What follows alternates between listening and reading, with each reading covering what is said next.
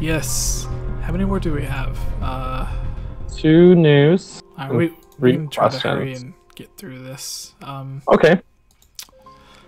Because we've been on for like 3 hours, I guess. Oh man. Okay. So our next piece of news is quite a bit interesting. It comes from My Nintendo News. It says a team of hackers succeed at hacking the Nintendo Switch. Now, this isn't the first time the Nintendo Switch has been hacked. There's been multiple stories about this, but this is the most recent. Before, there was a bunch of hackers that found the code for the golf game, which was a tribute to Iwata. Do you remember that news, Daniel? No. I'm sorry. Hackers, when was that? Hackers, they found a way to the Switch and its software had a built-in NES emulator and the ROM file for the game Golf. Right. Yes. I don't know. Yeah, this was a bit ago, but yeah, that was a game that like really random. Yeah, it was apparently a tribute to Iwata because that was a game that he helped program. So with this, the story from My Nintendo News says, at a recent German hacking conference, a place you would not want to take your laptop, I imagine. No. A team of hackers have successfully hacked a Nintendo Switch, taking advantage of the Switch's off-the-shelf NVIDIA Tegra chip. The team demonstrated that it is possible to install a program to allow for more unofficial homebrew software. The video that showed users how to do so has since been scrubbed off the web, and as always, we do not advocate hacking here at My Nintendo News. Hacking a console brings a good chance of voiding your warranty with Nintendo, and with regular updates being distributed by Nintendo, expect your console to work abnormally, or not at all. They go on to say this isn't the first time the Nintendo Switch has been hacked. We reported back in March that a popular hacker posted his findings and highlighted the system's hidden web browser that showed some vulnerabilities which were inevitably exploited. So what are your thoughts on this? They're basically saying that if you're a developer and you attended this, they showed you how to get your game running on the Nintendo Switch without anything from Nintendo. Like any approval, you could just do it. But and I feel like if you did, that they would come down hard on you, right? So yeah. Well, they said all videos have been scrubbed off the web. And this conference, apparently the video was them showing how to do it. It wasn't just being like, hey, this is what we did. It was, this is how to do this. So yeah.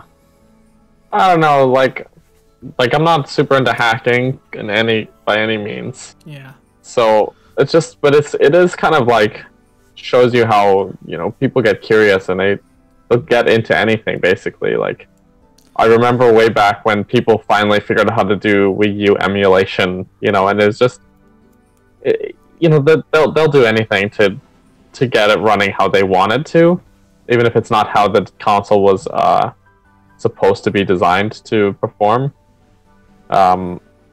Kind of worrisome that I guess not worrisome, but like, you know, when you've got like there's some really cool homebrew stuff out there that's fun, but you know, like you don't want to get into, I wouldn't want to do it because, you know, if something happened, I don't want my warranty voided. I don't want to have issues with repairs or returns or anything like that. So yeah. I don't know, maybe I'm too goody about it.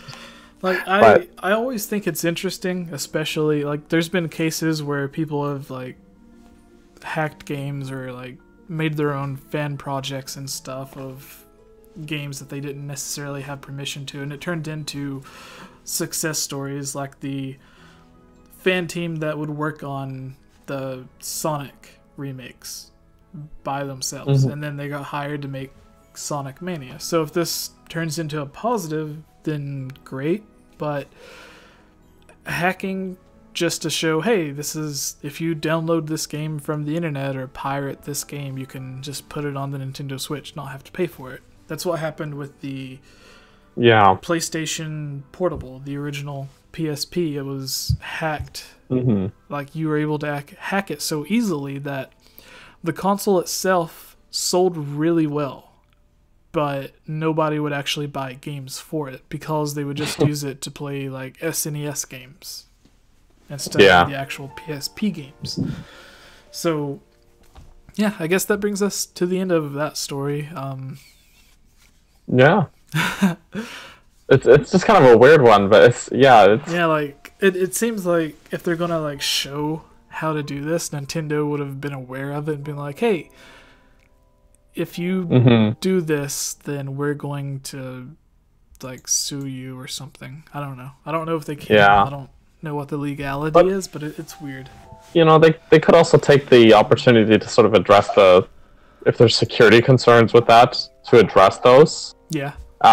There was a story, a sort of a local news story that happened here recently, or I don't know, it was actually a bit ago, where these these guys looked up on Google how to hack into an ATM, and then they hacked into the ATM and then like went up into the bank and showed the people like, hey, by the way, we just hacked into your ATM super easily, and here's how we learned how to do it. And then like it sort of addressed the security concern, and they actually like they returned the money and was like, they were like, no, this was sort of just a demonstration, but like you need to take security pretty seriously, obviously, right? Yeah. And like so like their intentions were kind of honest, but like it was still hacking, and it was still like a security concern that those banks took the opportunity to address. And I think if there is a opportunity for that, you know, maybe Nintendo should take note, basically, instead of just shutting everything down and hoping that no one watches it. You know, people will find a way if they want to. You know. All right, so our last news story. Why don't you go ahead and take this one? I've been greedy on the past few news stories. Oh, that's okay. I don't mind. But yeah, the last piece of news comes from WCCF Tech. This is Pokemon for Switch rumored to have real-time combat and maybe releasing sooner than expected. So at E3 2017, Nintendo set Pokemaniac's hearts aflutter when they all announced full Pokemon RPG, like the mobile or handheld games in the same vein of those, are actually now coming to Switch. So it's sort of the first generation of home console Pokemon games coming out. There's no footage or screenshots or anything like that, but now these are just sort of rumors at this point, so nothing confirmed. But there's looking like elements from Pokken tournaments, sort of about like the real-time combat, and something is Poke Jungle is like a fan site compared the new approach to the Digimon World games, which I've never played. But yeah, so it's interesting. You should read the article. There's a lot of sort of these design choices that are very different than your sort of traditional turn-based Pokemon combat that sort of RPG combat that we've always had. But yeah, it's interesting to see. Like, the series does need to, like any series that's staying afloat for this long, needs to evolve, basically, right? Yeah, and it goes on to say the game may also incorporate motion controls, with the Z moves being activated with the Joy-Con controllers. As for the game's plot, it's said to have a Mediterranean vibe, with areas inspired by Italy and Spain, and will focus on the age-old conflict between tradition and innovation. That would certainly be thematically appropriate if turn-based battles really are being replaced. So, yeah, it seems like they're basically taking what they have done in Pokken Tournament and maybe making a similar battle system for this new Pokemon game, which I imagine would piss off a lot of fans. Like, as cool as it would be, it would be interesting if that was like the spin-off game. Like if they did like another Pokemon Coliseum or Gale of Darkness. And then you could just fight like that instead of having the traditional roleplay fights. But what are your thoughts on that? Daniel? Nope, there we go. Sorry, I accidentally hit mute on my phone for the Discord chat there. I really like turn-based combat. I think it's fun, and it's sort of adds a strategic element. Like, there's skill involved in both styles of combat in games, right? Yeah. The whole Joy-Con thing, like the motion controls, I'd be interested to see how that would work. Could be neat.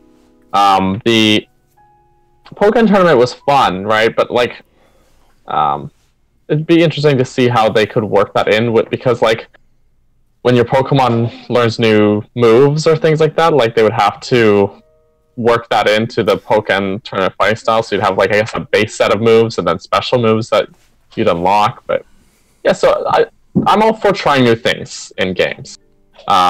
And a lot of my favorite games have been games that have deviated or tried new things and experimented. So, you know, it'll be interesting, I think. You know, also the Mediterranean vibe for the setting sounds cool, because like we've seen like basically Hawaii, basically France, you know. So we've seen a lot of different settings. So it'll be cool to see that sort of different setting like that. Yeah.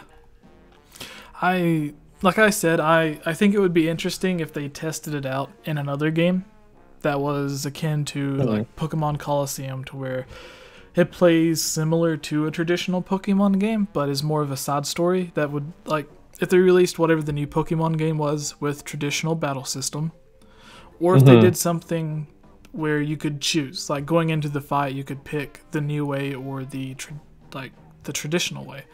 Yeah, that would be a way to get around it, to not piss off the fans. It would make it more interesting, because then you could go through the game playing it one way and then basically doing like a master quest version, to where the battle or the gyms are remixed to where now it's like just choose the other way on your second playthrough. So yeah, that would be interesting. So that's really all I have to say about it. Like, they didn't say much about graphics or anything. I think the setting, there's no screenshots or anything. If this all turns out to be true, that is, which there were other Switch games like we talked about earlier.